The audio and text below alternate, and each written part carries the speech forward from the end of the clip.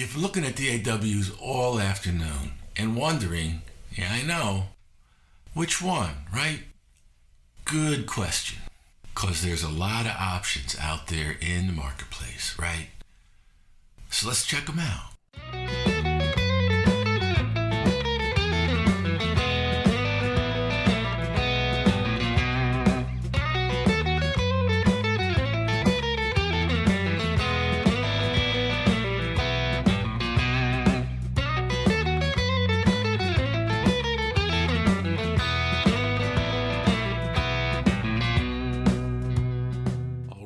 So let's start with the freeware. So this is a platform grid. It's an easy way to see which platforms support these audio workstations. As you can see, Audacity runs on Windows, Mac, and Linux. Pro Tools and Studio One run on Windows and Mac. Cakewalk runs on Windows, and GarageBand runs on a Mac.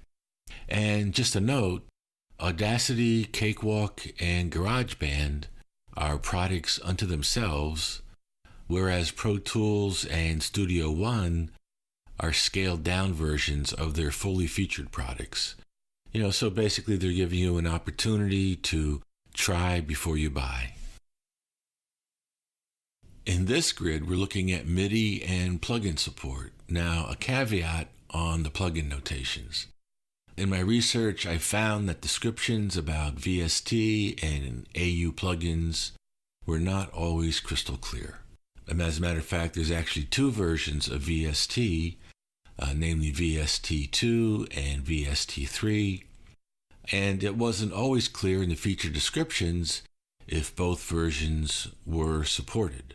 And sometimes for installation, you'll need some kind of extension, usually referred to as a wrapper or an add-on, and sometimes the plugin support may not be available across all versions of the product. So there's a number of things to consider when looking into plugin support. The notes in the grid reflect the best info I could find. Now, of course, audio workstations have different features and different user interfaces. So I wondered, if I start out using freeware, would that be sufficient for learning, the basics? Well, the thing is, whether it's freeware or purchased software, they all produce digital information, right? So as far as your PC or laptop is concerned, the incoming sound is really just another bit stream. And the effects being applied, whether by freeware or purchased software, are done for the most part by various algorithms. So, for example, here is a user interface for a compressor. And now, here's a bit of code from a compressor routine. So yeah, fundamentally, audio workstations are dealing with algorithms and how well those algorithms have been translated into computer code. So I concluded that, using freeware would be an okay way to learn basic concepts. All right, so let's take a look at the same information for purchase products. So here's the platform grid showing the 4 purchase products. Now, in this grid, you'll notice I added a column for networking. There is something called a link feature developed by Ableton. Bitwig and Reason make use of Ableton's link feature. And Pro Tools offers a cloud collaboration feature.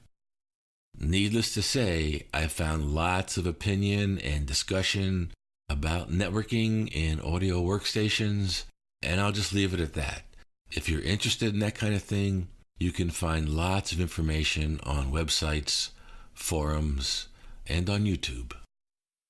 All right, so a lot of information on the MIDI and plugin grid.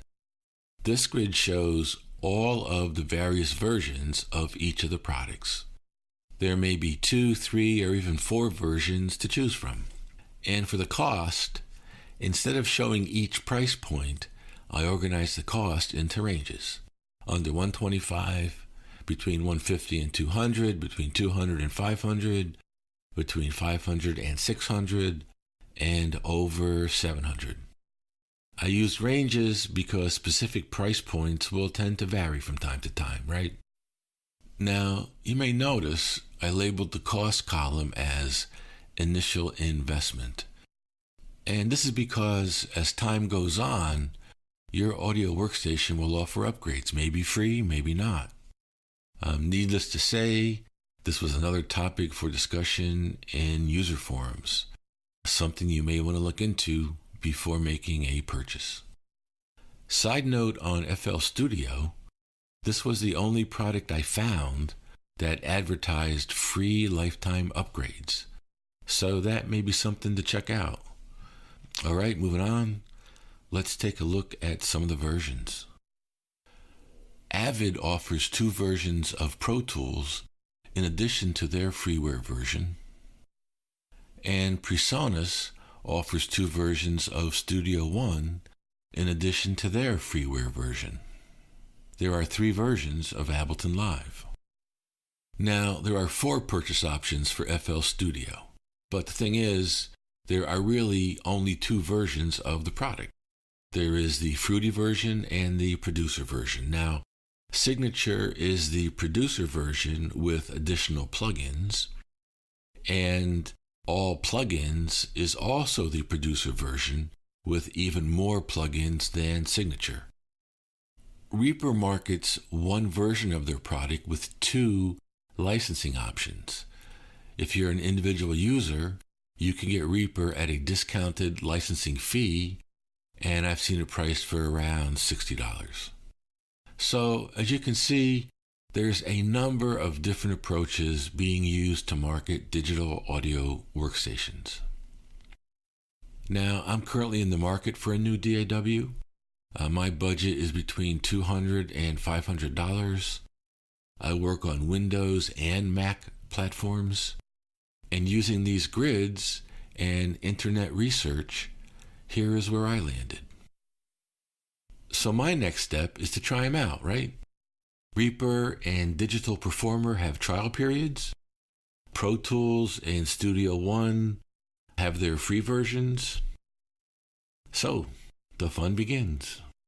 Now, I participate in various forums and Facebook groups, and very often, I mean, it's not unusual, someone will post, which DAW should I get? And it's understandable, right? It's so easy to be overwhelmed by the number of products and features you can find out in the marketplace. But the thing is, when it comes to selecting an audio workstation, it's not really something someone else can answer, right? Because it just depends on so many individual factors. For example, what is your level of interest? What is your skill level? What platforms are you going to run on? Are you going to record your own music? Are you going to record other musicians? Are you going to do voiceovers? Are you going to do all 3 of those? All these factors are going to play into which DAW is the right one for you. So give the matter some thought, right? Settle on a few candidates, check out their Facebook groups, user forums, FAQs, see what kind of vibe is going on in their user communities. So get some background and make a decision. Yeah, so be sure to check out the links below. I listed a bunch of websites I used for the information in this video. Also posted a link to an Excel, has all those tables. Feel free to download. And with that, please comment, like, subscribe. Yeah, and we'll see you next time.